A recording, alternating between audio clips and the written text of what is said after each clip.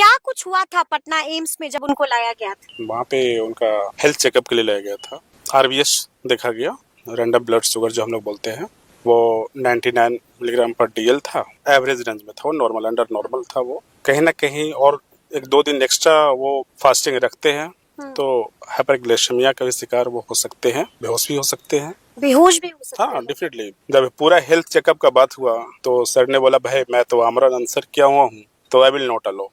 अच्छा, उन्होंने रिफ्यूज कर दिया जांच रिफ्यूज, एक्चुअली ही रिफ्यूज। अगर मैं करवा ही लेता हूँ तो फिर मैं अनशन क्यों कर रहा हूँ, उनका ये था एक्चुअली स्टेटमेंट कि मैं फास्टिंग इसलिए बैठा हूँ कि मैं बच्चों सो कॉल्ड बीपीएससी या इस सब का कुछ चल रहा था। बीपीएससी अभ्यर्थियों को बीपीएससी एस्पिरेंट्स लोग का चल रहा था, एग्जाम को लेकर कुछ हुआ था, उसको लेकर वो फास्टिंग कर रहे थे। बोले मैं फास्टिंग कर रहा हूँ, फिर हेल्थ कॉन्शियस भी हो जाऊं, तो फिर फास्टिंग का मीनिंग क्या हुआ ना। जस्ट ही वो एक्सप्लेन कर रहे थे सर कि नहीं मैं नहीं कराऊंगा। So he refuse, actually in brief I can say you कि वो रिफ्यूज किए यहाँ पे। उन्होंने मना कर दिया, जांच मना किया। हाँ, उन्होंने मना किया कि नहीं मैं नहीं करवाऊंगा। लेकिन पूरा चेकअप नहीं हो पाया था एक्चुअली।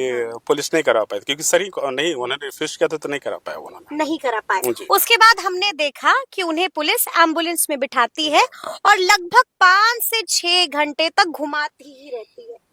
एक्चुअली वो मॉर्निंग का टाइम था, मैं भी एम्बुलेंस में ही था, काफी क्राउड था, मुझे भी मालूम नहीं था कि कहाँ गाड़ी जा रही है। लिटरली आप लोगों को मालूम नहीं? Because I was inside the ambulance with Prashant ji, क्योंकि उनका हेल्थ हमको देखना था बार बार करके।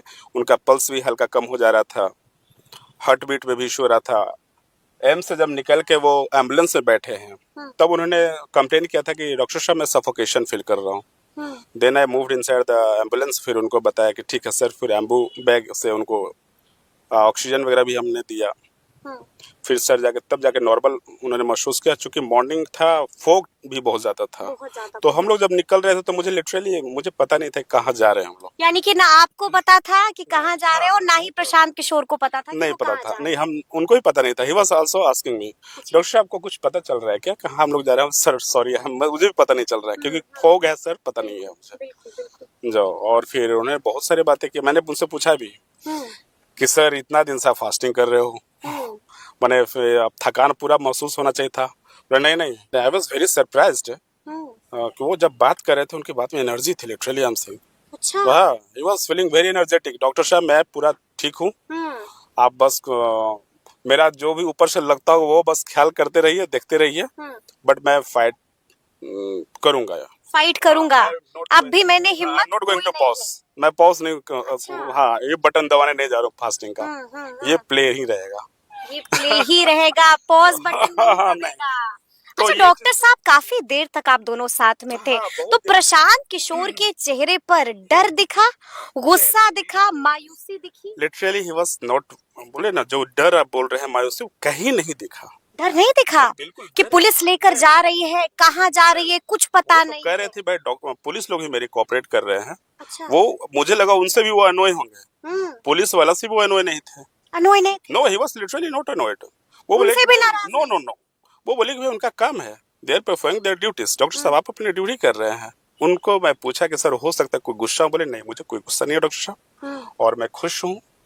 बस मैं यहाँ मैं खुश हूँ, खुश इस सेंस में हूँ कि मेरे लोग कोई लाठी उठे नहीं उठाए, मैं कहीं भागा नहीं, मुझे उठाया तो मैं सीधे पुलिस को मैं कोऑपरेट कर रहा था। भगदड़ मैंने मचाया उचाया, हल्ला हो नहीं मचाया, वो हल्ला हंगामा नहीं मचाया, हो हल्ला नहीं किया, इसलिए मैं खुश हूँ।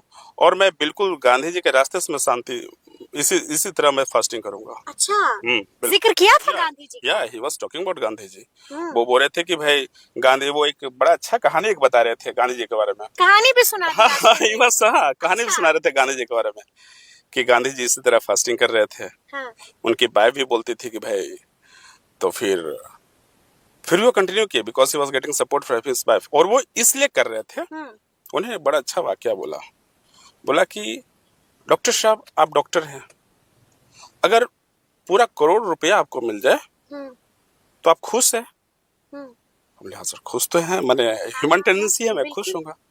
पैसा किसको बुरा लगता खुश हूँ, लेकिन आप सोचो आपके कारण करोड़ों आदमी लोग मुस्कुरा जाए तो आप कितना खुश रहोगे? बोले सर इसका तो फिर कोई कोई कंपैरिजन हिसाब नहीं ही है, नहीं है। कोई हिसाब नहीं। तो बोले बस यही हिसाब, यही बेहिसाब के लिए मैं ये कर रहा हूँ, वो लोगों के लिए मैं फाइट कर रहा हूँ, वो बच्चों लोगों के लिए। मैं तो अमूमन मैं ये सब करता नहीं था, बट जी। बच्चे लोग कुछ हैं बोले कि भाई ये इवन तो हमने बच्चों लोग को इन्वॉल्व नहीं किया है। सो मुझे बड़ा अच्छा लग रहा था एक्चुअली, कि बहुत सारे लोग को देखता हूँ कि वो स्टूडेंट्स विंग को भी अपने साथ में रखते हैं, बिल्कुल बिल्कुल बट ही टोल्ड कि डॉक्टर साहब मैंने बच्चों लोग को भी शामिल नहीं किया। बोले जाओ आप पढ़ाई करो, आई विल फाइट, तुम जाओ पढ़ाई करो, तुम्हारी लड़ाई मैं आई लड़ूंगा। I will fight in non violent way and you go and study. अहिंसा का दामन नहीं बिल्कुल छोड़ूंगा। बिल्कुल बिल्कुल। अच्छा। तो ये सब चीज बड़ा अच्छा लगा। हम्म। मुझे ये भी लग रहा था कि भाई बंदा already is in police custody, वो पुलिस कस्टडी है और तबीयत 3-4 दिन से फास्टिंग है, फिर भी बिल्कुल। बोले जा रहा है। फिर बीच में उनको काफी ठंडी भी लग रही थी अच्छा। ना, चूंकि वो खाना नहीं खाए थे, वो एक बाम ऐसी उजला का कुछ पहने हुए थे। आई ऑल्सो ऑफर्ड हिम कि सर, बोले मैं चादर उधर मंगा देता हूँ। बोले नहीं डॉक्टर साहब ठीक है अभी करके, ठीक है जस्ट। ठीक है। हाँ, फिर बहुत सारी बातें उन्होंने की, एजुकेशनल बातें बहुत सारा किया उन्होंने। उन्होंने बताया कि पोलियो का बिहार में लाने वाले, हम पोलियो जब बिहार में आया था, डोर टू डोर का सिस्टम, मैं ही बिहार झारखंड का हेड था और डोर टू डोर मैंने ही पोलियो पहुंचवाया था करके। हाँ, वो जो पुलिस, ये वाला किस्सा भी सुना दिया। हाँ उन्होंने ये किस्सा भी सुनाया। ये किस्सा भी डॉक्टर हाँ साहब को सुना दिया। हाँ जी। हाँ। फिर उन्होंने बताया कि डॉक्टर साहब मैं बहुत बहुत मिडिल क्लास फैमिली से बिलोंग करता था। हमारे दादाजी गांव में थे, हमारे फादर डॉक्टर हुए, तो मिडिल क्लास फैमिली हम थे, फादर हमारे डॉक्टर। उसके बाद फिर मैंने पढ़ाई किया, 10th तक मैंने काफी अच्छा स्टूडेंट था। एक्चुअली वो होंगे देखने से ही लग रहा था, वो बंदा बिल्कुल। हम लोग एक दिन फास्टिंग करते हुए हालत हमारी खराब हो जाती है, वो बंदा 2 दिन से फास्टिंग था, उसके बाद 2 तारीख से ही हाँ हाँ 2 तारीख से था, उसके बाद फिर वो इस तरह बोल रहे हैं। तो I was also very impressed by his magnetic attitudes. Magnetic attitude, क्या बात है डॉक्टर साहब। अच्छा ये बताइए, फिर उनको फतुहा भी लेकर जाया गया था। जब हम लोग का आई थिंक 9-10 बजा, हाँ। तो फिर फोग वो हट रहा था जी। तो हम लोग को लगा, पहुंचे तो हाँ लगता है फतुहा आ गया करके ऐसा। अच्छा। तो he asked me, doctor Fatuha क्यों, यहाँ भी कोई अस्पताल है क्या? बोले सर अस्पताल तो सब जगह है। जो अच्छा ठीक है तो चलिए। तो हम लोग फतुहा वहाँ पहुंचे, I think community health centre Fatuha था, वहाँ हम लोग गए। पुलिस वाले सब लोग थे वहाँ पे, लेके गए। वहाँ पे भी वही इशू हुआ हेल्थ चेकअप के लिए। वो कोऑपरेट करने से मना कर दिया, ऐसा भी है? देखिए, कोऑपरेट करने से मना एक अलग चीज है। जी। देखिए, कोऑपरेट करना मतलब ये अगर ये एसेंशियल है कि आपको कोऑपरेट करना है, तो हम बोले भाई कोऑपरेट करने से मना कर दिया। एक्चुअली उनको चाहिए था कि भाई हेल्थ चेकअप हो।